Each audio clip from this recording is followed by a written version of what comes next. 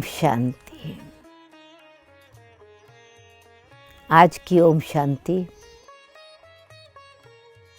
में कुछ विशेष बात समाई है। इस ग्रीटिंग में प्रेरणा समाई हुई है, स्नेह समाया हुआ है, सम्मान समाया हुआ है। ओम शांति कहते हुए मेरे मन के स्क्रीन पर बहुत सारी बातें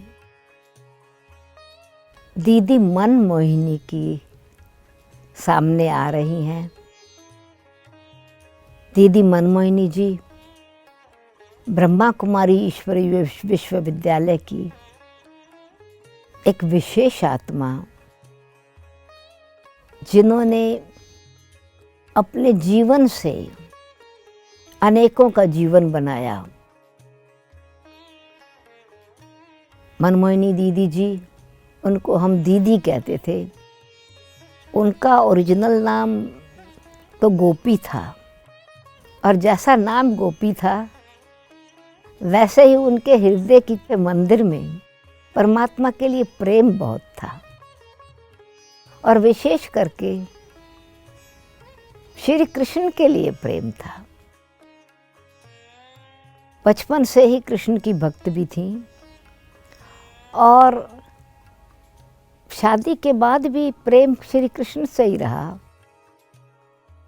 और जब वो ब्रह्मा कुमारी ईश्वरीय विश्वविद्यालय में आई, तो जैसे कि आपने कई बार सुना होगा कि जब ब्रह्मा कुमारी ईश्वरीय विश्वविद्यालय की स्थापना हुई, तो शुरू में इसको ओम मंडली कहते थे, क्योंकि ओम की ध्वनि करते थे। ओम का जाप की तरह नहीं, परंतु ओम स्वरूप में स्थित होकर जैसे ही वो ओम की ध्वनि करते थे, ओम का मंत्र ओम स्वरूप में होकर के बोलते थे, तो जो भी बैठते थे उनको अपने देह का भान नहीं रहता था। वो जो ऊर्जा है, जो शक्ति थी, वो जैसे कि ओम ऊपर उठ रही है, देह के बोझ से, प्रभाव से, जैसे कि एक लाइट होती चली जा रही है। और ये उनका एक लाइटनेस का अनुभव था। और ब्रह्मा बाबा पिताश्री जो यज्ञ की स्थापना के निमित्त बने, वो जब गाइड करते थे ओम की ध्वनि, तो जो भी सब लोग ओम जपते थे अथवा ओम की ध्वनि उच्चारण करते थे, तो उस वातावरण में कईयों को श्री कृष्ण का साक्षात्कार होता था। और गोपी जी दादी को अथवा दीदी को वो श्री कृष्ण ब्रह्मा बाबा से कृष्ण रूप नजर आता था। और जैसे कि उनको बाल कृष्ण से बहुत प्यार था, गोपी थी, हृदय की गोपी थी, नाम भी बेशक गोपी था, तो वो उनको इतना छोटा बच्चा ही दिखाई पड़ता था। और भावना इतनी प्रबल थी, श्रद्धा इतनी श्रेष्ठ थी कि उनको लगता था कि सचमुच मैं श्री कृष्ण को वो तिल्ले वाली जूती पहना हूँ। जैसे श्री कृष्ण जी का भक्ति मार्ग में घुंघरू से डांस है, उसको लगता था कि ये सुंदर पैर में मैं ऐसा कुछ पहना हूँ। मेरा कहने का भाव है कि एक हिसाब से गोपी नाम सार्थक था, क्योंकि हृदय में भी वही उनकी भावना थी, परंतु शरीर में तो उम्र बड़ी थी और बहुत रिस्पॉन्सिबिलिटी वाली थी। जब मैं जन्म हुआ, अच्छे परिवार में पालना हुई, अच्छे परिवार में शादी हुई, धनाढ्य परिवार, रिस्पॉन्सिबल परिवार और समाज। तो उनकी बुद्धि की विशालता बहुत थी, फार साइटेड थी। और समाज में किन आत्माओं को एक मदद मिले स्वतंत्र होने की, स्व पर निर्भर रहने की, तो माताओं के अंदर एक उत्साह भरने की दीदी मनमोहिनी में विशेषता थी। नहीं तो सिंध में माताओं को जैसे तैसे समाज में कोई इतना ऊंचा स्थान नहीं दिया जाता, पर ब्रह्मा कुमारी ईश्वरीय विश्वविद्यालय के निमित्त प्रजापिता ब्रह्मा ने माताओं का विशेष उनको सम्मान दिया, उनको उत्साह दिलाया, उनके अंदर आत्मिक बल भरा। तो ये जब ये ब्रह्मा कुमारी ईश्वरीय विश्वविद्यालय की स्थापना हुई तो आप मनमोहिनी दीदी जी कंट्रोलर थी, सब डिपार्टमेंट को देखती थी। और न केवल वैसे घर के डिपार्टमेंट को, क्योंकि 300 भाई बहन, 300 से भी ज़्यादा, 350 थे, उन सब के लिए सब बातों का प्रबंध, हर एरिया में प्रबंध, चाहे कपड़े का प्रबंध है और चाहे भोजन का प्रबंध है और चाहे भोजन पकाने की व्यवस्था है या घर को ठीक रखने की व्यवस्था है। ऑलराउंडर उनकी बुद्धि थी, बहुत विशाल बुद्धि थी। यहाँ तक कि फिर एक दिन बाबा ने माताओं को ये भी सिखाया था कि ये नहीं सिर्फ भावना रखो मैं तो स्त्री हूँ, मैं तो साधारण माता हूँ, मैं क्या कर सकती हूँ। आत्मा जो है वो स्त्री और पुरुष के भान से परे है। और दीदी जी को ये था कि हम आत्मा तो पुरुष है और बुद्धि आत्मा में ये तो नहीं है कि फीमेल की आत्मा तो कमज़ोर है और मेल की आत्मा तो जोर भरी है। नहीं, आत्मा आत्मा ही है। तो उनको आत्मिक बल बहुत था और निश्चय भी था, विशाल बुद्धि भी थी, तीव्र बुद्धि भी थी। तो जिस बसेस थी, क्योंकि बच्चों को स्कूल में एक खुला था, बोर्डिंग बच्चों का खुला था, तो बच्चों को समय प्रति समय पिकनिक कराने भी ले जाते थे। और उस समय 1937-38 में बाबा ने बहनों को बस ड्राइवर बनना सिखाया, कार चलाना सिखाया। यानी सीखी थी अपने परिवार से भी, उनके पास कार थी, सिंध परिवार में थे। तो फिर अगर बस साफ़ करनी होती थी तो कहते थे क्यों नहीं, हम खुद भी तो मैकेनिक बन सकते हैं। तो बहुत उमंग उत्साह से बस के एक एक पुर्जे को निकाल के अलग करना है, नीचे जाकर के खोलना है। तो मेरा कहने का मतलब कि चाहे कहने में आता है कि फीमेल का चोला जो है वो लिमिटेड कैपेसिटी का है, परंतु जब आत्मा अपने आत्मिक स्वरूप में स्थित रहती है तो ये लिमिटेशन नहीं रहती। यह है आज से 88 वर्ष पहले की बात। ब्रह्मा बाबा ने माताओं में किस प्रकार से स्वमान की शक्ति भरी, या दीदी एक गाइड बन कर के अन्य आत्माओं में भी इस प्रकार की शक्ति भरी। फिर सब चीज़ें कार के पुर्जे खोल करके सेट करना, बसेस की कोई चीज़ कुछ शुरू निकालने हैं, डालने हैं, उसको फिर ओवरहालिंग करनी है, कोई बात नहीं। तो मेरा कहने का मतलब था कि एक दीदी जी में एक कुशलता हर प्रकार से थी।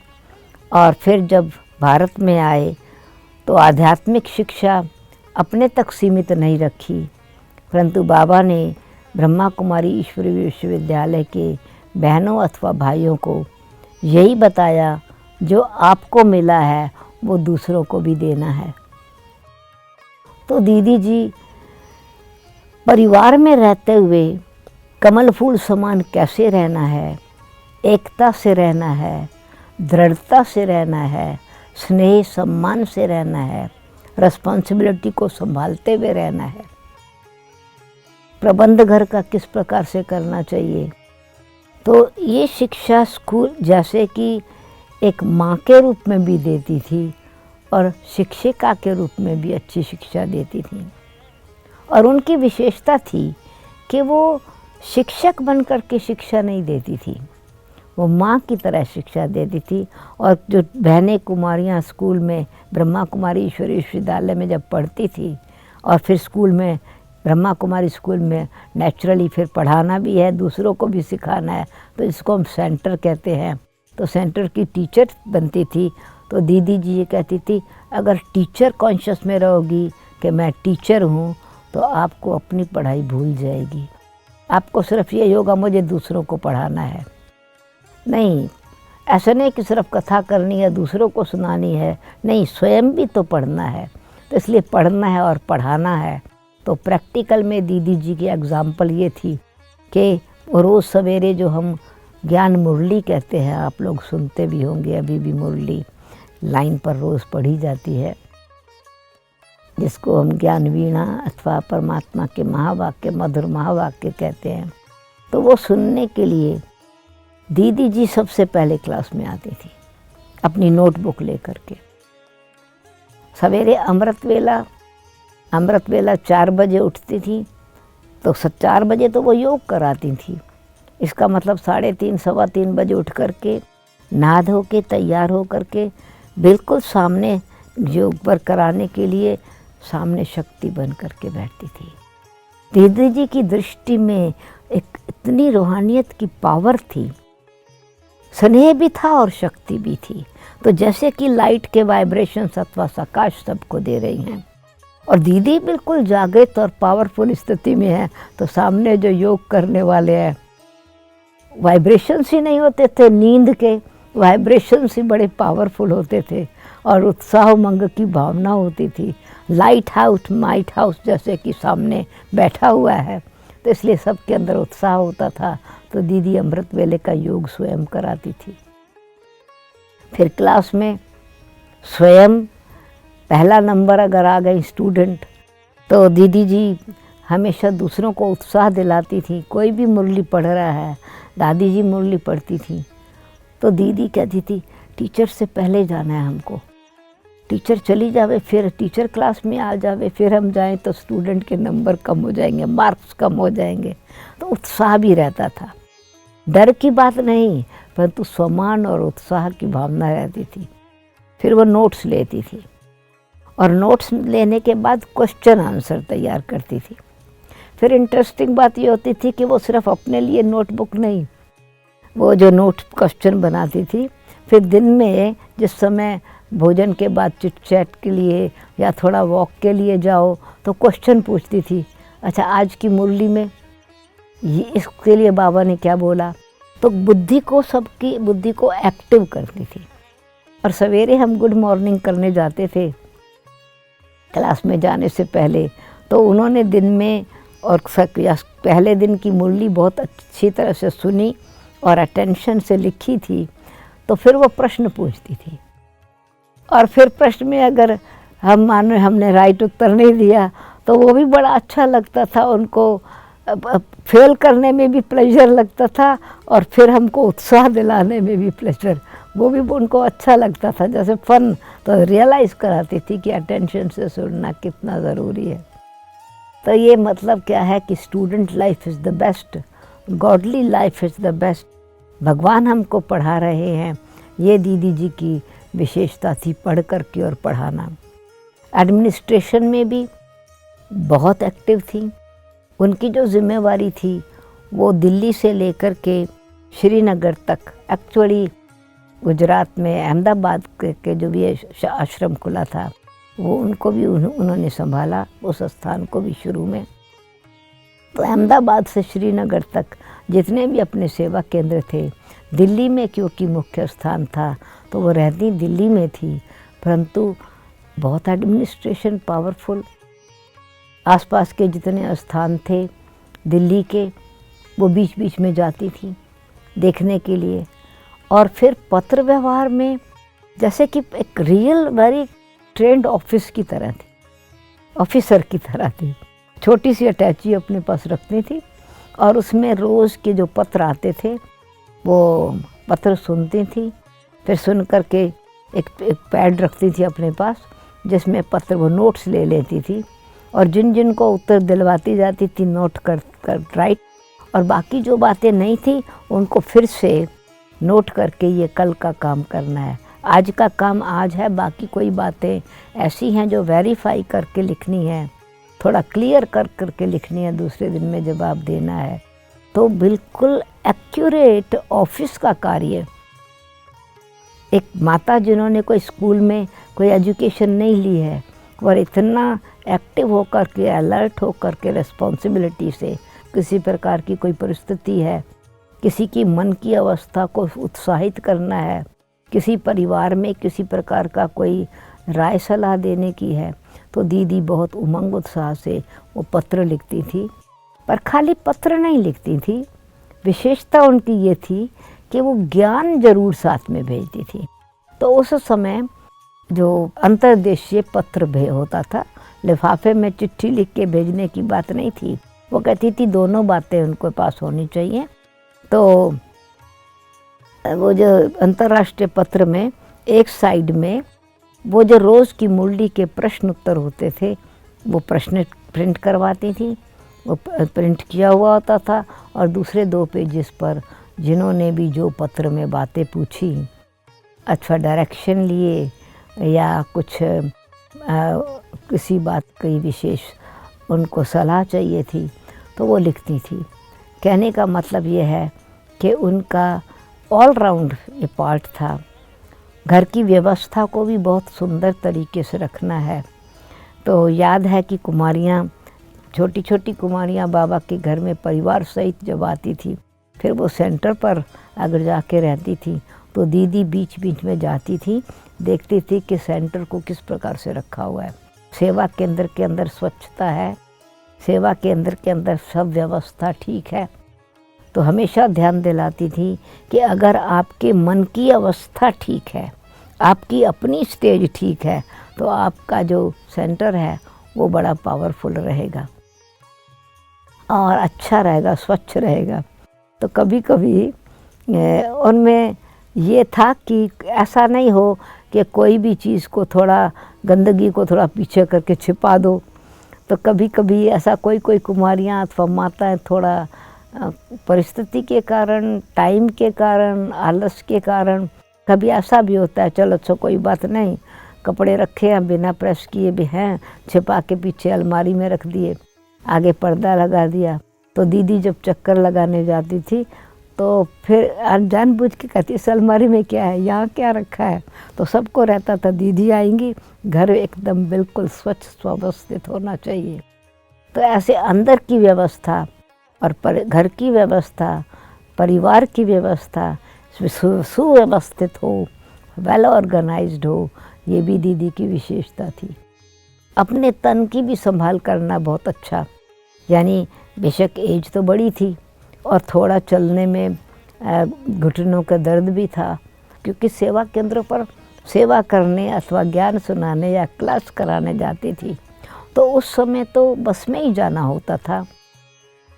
बस स्टॉप पर जाने तक 10 मिनट का पैदल है बस स्टॉप पर जाने के लिए। तो पैदल करते हुए परमात्मा की याद में, परम पिता परमात्मा को हम पिता कहते हैं अथवा बाप कहते हैं, ब्रह्मा बाबा को हम बड़ा भाई कहते हैं। तो ब्रह्मा बाबा ने कितने अपने जीवन को एक्टिव रखा और परम पिता परमात्मा कैसे आत्मा को शक्ति भरते हैं। तो वो हमेशा वॉक करती थी बाप दादा, यानी पूर्वजों को भी याद करना है और परमात्मा की शिक्षाओं को भी फॉलो करते हुए चलना है। तो मतलब उत्साह रहता था। मन मना भाव मध्या जीव भाव, मन परमात्मा में लगाओ, लक्ष्य को ऊंचा रखो। तो ये शरीर के भान का भी वो ध्यान रखते हुए भी दर्द ना हो, दर्द है परंतु बीमार हूँ इस प्रकार की फीलिंग ना रहे। इस प्रकार से अपने में न्यारापन भी बहुत था और उत्साह दिलाने की विशेषता भी बहुत थी। मुझे याद है एक बारी, हमेशा क्लास के लिए तो हमको कहते थे कि क्लास कराओ, भाषण करके आओ, वहाँ पर सेवा करके आओ, एग्जीबिशन समझाओ। जब भिन्न भिन्न प्रोग्राम होते रहते थे तो एक दिन अचानक कहा कि मेरा ये प्रोग्राम है वहाँ जाने का और इस सेवा केंद्र पर, और मुझे क्लास कराना था, परंतु आज मेरे पास टाइम नहीं है, आप क्लास जाके करा के आओ। तो मैंने कहा दीदी मैं कैसे क्लास कराऊंगी, वो तो आपका इंतज़ार कर रहे हैं, बड़ी दीदी आने वाली हैं, बड़ी दीदी आने वाली हैं, और मैं एक छोटी सी कुमारी जा कर के उनको क्लास कराऊंगी तो कहेंगे क्या कौन आ गई है क्लास कराने। तो दीदी ने कहा इस कॉन्शियस से तुमको नहीं जाना है, तुम क्लास कराने जा रही हो, जो बाबा ने सिखाया है, जो सिर्फ शिक्षाएं मिली हैं वो शिक्षा तुमको देनी है। मैंने कहा दीदी वो तो आपको जाके कराना है ना क्लास। तो वो कहती थी मेरी सोल तेरी सोल में बैठ जाएगी। मैंने कहा वो कैसे होगा। कहा देखो मेरा भाव ये है कि जो मेरा संकल्प है, जो मेरी बुद्धि में परमात्म ज्ञान भरा हुआ है वो तेरे को टच होगा। तो मैं भी तो वही सुनाऊंगी ना जो बाबा मुझे रोज़ सुना रहा है, जो हमको पढ़ाई रोज़ मिल रही है। तो जो बाबा ने मुझे टच करना है वो तुम्हारे को टच कर देंगे। इसलिए तुम्हारी कैचिंग पावर और टचिंग पावर बहुत पावरफुल होनी चाहिए, और वो तब होगी जब बुद्धि की लाइन क्लियर होगी, मन स्वच्छ होगा।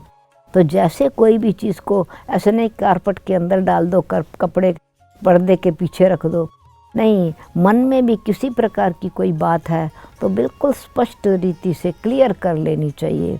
हृदय को स्वच्छ रखना चाहिए, बुद्धि को क्लीन रखना चाहिए, बुद्धि का संबंध परमात्मा से जुड़ा हुआ होना चाहिए। तो फिर क्या होगा कि निर्णय शक्ति बहुत अच्छी होगी। और ये बराबर था दीदी जी का डिसीजन जो होता था किसी भी प्रकार की, वो जब शिक्षा अथवा देती थी अथवा यज्ञ के कार्य में जो डिसीजन लेती थी, वो एक न्यारेपन से, मेरी कॉन्शियस से नहीं, मैं कर रही हूँ उससे नहीं, परमात्मा की शिक्षा है, उस अनुसार जो कार्य करना है। तो जो ईश्वरीय नियम हैं, मर्यादाएं हैं, जो धारणाएं हैं, उनका जीवन में महत्व है। इसी प्रकार से यज्ञ की यूनिटी, ये भी दीदी की विशेषता थी कि जहाँ एक परमात्मा का कार्य चल रहा है वहाँ एकता है, एक मत है, एक राज्य है, एक शिक्षा है, हम सब एक हैं क्योंकि एक परिवार है। तो जब मातेश्वरी सरस्वती जी ने शरीर छोड़ दिया तो फिर ये अर्ली 65 की बात है, 65 से, तो बाबा ने दीदी मनमोहिनी जी को माउंट आबू में मातेश्वरी जी के स्थान पर जगदम्बा सरस्वती के स्थान पर रखा। तो उन्होंने सब प्रकार की संभाल बहुत अच्छी तरह से की। और जब पिताश्री जी अव्यक्त हुए तो तब सारे यज्ञ की कारोबार बिल्कुल हर सिस्टम को, ब्राह्मण जीवन की मर्यादाएं क्या हैं, ईश्वरीय नियमों का पालन कैसे करना है, यज्ञ को सुरक्षित कैसे रखना है, रोज़ की जीवन की स्टडी में हम स्टूडेंट भी हैं तो हम योद्धा हैं, विकारों पर विजय प्राप्त करने वाले विजयी रत्न हैं, हम परिवार हैं, इंस्टीट्यूशन है। तो इसी प्रकार से सब चीज़ें सुचारू रूप से उन्होंने बना के रखी। और फिर जब बाबा के अव्यक्त होने के बाद प्रकाशमणि जी के साथ, जो फिर बाद में उन्होंने उनको हमेशा जैसे एडमिनिस्ट्रेटिव हेड के रूप में ही माना, उत्साह रखा और उत्साह दिया। तो यही कहा कि यज्ञ मुझे संभालना है, यज्ञ की सारी कारोबार। और दीदी प्रकाशमणि जी, दादी प्रकाशमणि जी फिर एडमिनिस्ट्रेटिव हेड के रूप में जहाँ जहाँ बाहर की सेवा होती थी और यज्ञ की सेवा होती थी वो संभालती थी। तो एकता रहे। तो हमेशा कहती थी कि कोई बात में अगर राय करनी है तो आपस में मिल कर के राय करके फिर डिसीजन, अपना डिसीजन नहीं, अपनी राय देनी है। बालक बन के राय दो, मालिक बन के राय दो, बालक बन के मान लो। तो वो एकता लाने के लिए हमेशा दीदी कहती थी, प्रकाशमणि दादी और हम दो शरीर हैं, एक आत्मा है। तो दो शरीर एक आत्मा है, यानी एकता रखनी है। और उस एकता का फल ये रहा कि बेशक ब्रह्मा बाबा के जाने के बाद भी आज ये यज्ञ है वो एक है और एकता के तार में बंधा हुआ है। और यही लक्ष्य है कि भारत में एक धर्म, एक राज्य, एक भाषा, स्वराज सदा ही रहे। ऐसी शुभ भावना दीदी जी हमेशा प्रेरणा दे करके गई। ओम शांति।